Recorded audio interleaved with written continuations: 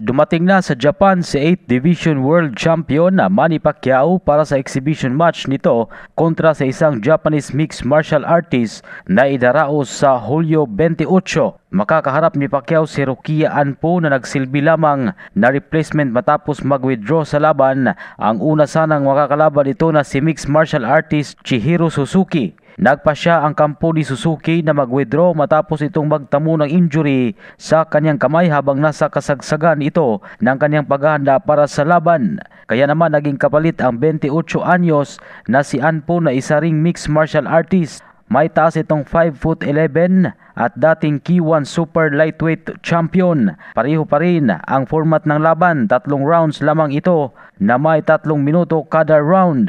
Kaya naman inaasahang magiging pukpukan agad ang laban sa oras na tumunog ang bell.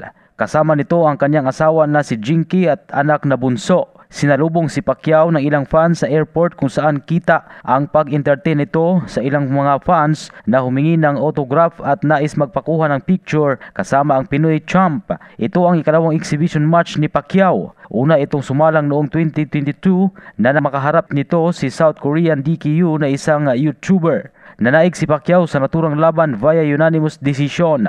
Una sanang makakalaban ni Pacquiao si Muay Thai champion Buakaw Banchamek sa isang 6-round match noong Abril. Hindi rin ito natuloy. Wala pang linaw kung babalik na si Pacquiao sa professional boxing.